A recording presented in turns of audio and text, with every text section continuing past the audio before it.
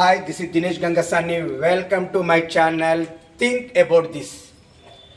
ఈరోజు మనము మాట్లాడుకోబోయే టాపిక్ వచ్చేసి కొమరం భీం ఆసిఫాబాద్ జిల్లా జైనూర్ మండలంలో జరిగినటువంటి ఒక అత్యాయత్నం ఘటనకు సంబంధించి.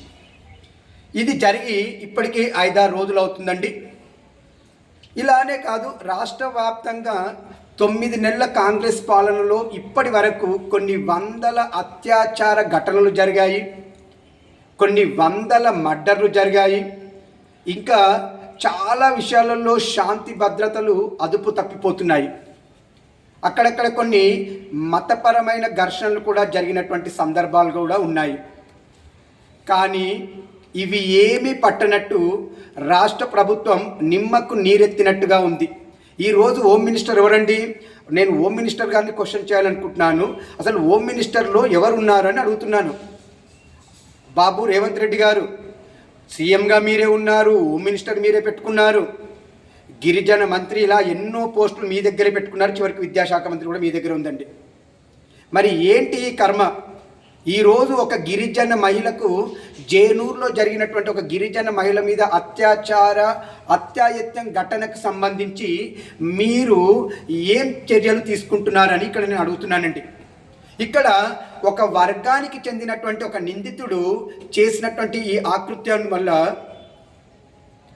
సభ్య సమాజము తలదించుకుంటుంది. మరి ప్రభుత్వ స్పందన ఎలా ఉందంటే, నిన్న సీతక్క గారు వెళ్ళి అసలు అత్యాచారం జరగలేదన్నట్టే మాట్లాడినట్టుగా కొన్ని మీడియా కథనాలలో చూశానండి. అంటే ఇది నేనన్న మాట కాదు, బీజేపీ వాళ్ళు అన్నటువంటి మాట, బీజేపీ మహిళా లీడర్ శోభారెడ్డి గారు అన్నటువంటి మాట. మరి ఇక్కడ బీజేపీ గురించి కూడా బాగా మాట్లాడాలండి. ఎందుకంటే మహానుభావులు అంటారు చూడండి, బీజేపీ వాళ్ళు అలాంటి వాళ్ళండి. రాష్ట్రంలో చాలా సమస్యలు ఉన్నాయండి, చాలా అత్యాఘటనలు చాలా జరిగాయి. ఇలాంటి శాంతి భద్రత అదుపు తప్పినవి కూడా చాలా ఉన్నాయండి. కానీ ఇక్కడికి మాత్రం ఎగేసుకుంటూ పరిగెత్తుకుంటూ పోయారు. దీంట్లో ఒక రీజన్ ఉందండి.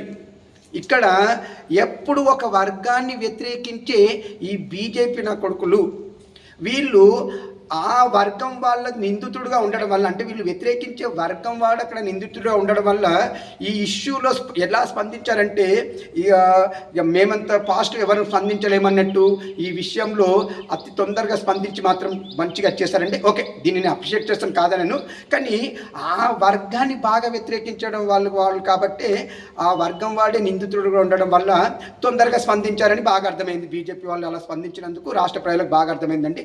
మరి ఎన్నో అత్యాచార ఘటనలు జరిగాయి కదా, ఇంకా ఎన్నో ప్రాబ్లమ్స్ రాష్ట్రంలో ఉన్నాయి. రైతుల ప్రాబ్లంలు కావచ్చు, నిరుద్యోగ సమస్యలు కావచ్చు, ఇంకా చెప్తూ పోతే విద్యారంగంలో ఇంకా ఎన్నో సమస్యలు ఉన్నాయండి. ఈరోజు అక్కడక్కడ గురుకుల పాఠశాలలు మూతపడుతున్నాయి. నెక్స్ట్ వచ్చేసి గురుకుల విద్యా వ్యవస్థ దెబ్బతినిపోతుంది. ఇలా ఎన్నో సమస్యలతో రాష్ట్రం అతలాకుతలం అవుతున్న సందర్భంలో బీజేపీ నాయకులు ఏం నోరు మీద పడండి, బీజేపీ కమ్యూనిస్ట్ నాయకులు నిమ్మకు నీరెత్తినట్టు కూర్చోవడంతో పాటు గవర్నమెంట్కి సపోర్ట్గా ఉన్నట్టు ఉన్నారు.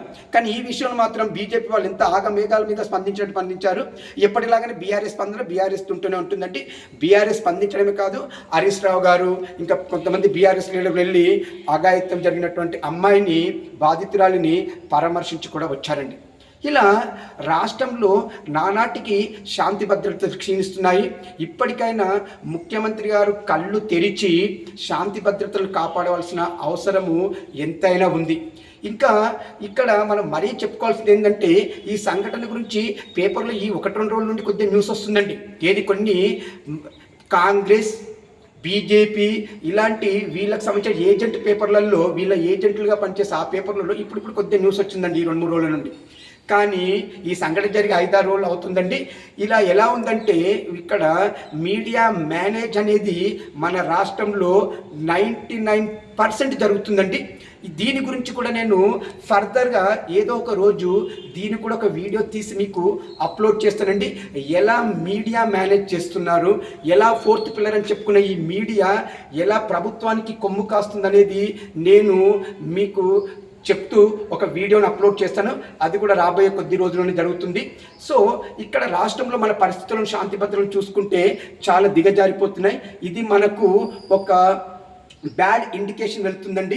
దీనివల్ల రాష్ట్రంలో పెట్టుబడులకు అగాధం కలుగుతుంది. ఇప్పటికైనా ప్రభుత్వం మేల్కొని హత్యలకు సంబంధించిన ఘటనలైనా సరే, ఎలాంటి ఘటనలైనా శాంతి భద్రతలను కాపాడండి, ఇక్కడ పౌరులకు రక్షణనివ్వండి. ఇలా ఉంటేనే పెట్టుబడులు రాగలుగుతాయి, రాష్ట్రం అభివృద్ధి చెందుతుంది. రేవంత్ రెడ్డి గారు, మీరు ఇమ్మీడియట్లీగా ఒక హోమ్ మినిస్టర్ని అపాయింట్ చేయండి. మీరే ఉంటానంటే ఉండైనా సరే మరి కాపాడండి. కానీ 9 నెలల్లో మీరు చేసింది ఏందనేది రాష్ట్ర ప్రజలు చూస్తూనే ఉన్నారు. కొద్దిగా చూడండి. తెలంగాణ సమాజాన్ని కాస్త పట్టించుకోండి అని చెప్పి నా వీడియో ద్వారా మీకు విన్నవిస్తున్నాను. ఇంకా నా ఛానల్ ఎవరైనా సబ్స్క్రైబ్ చేసుకోకపోయి ఉంటే ఛానల్ సబ్స్క్రైబ్ చేసుకోండి, నన్ను ఎంకరేజ్ చేయండి. ఇంకా మీకు మంచి మంచి వీడియోలతో, మంచి మంచి కంటెంట్తో వీడియోస్ని అప్లోడ్ చేస్తూనే ఉంటాను. ఇట్లు మీ దినేష్ గంగసాని.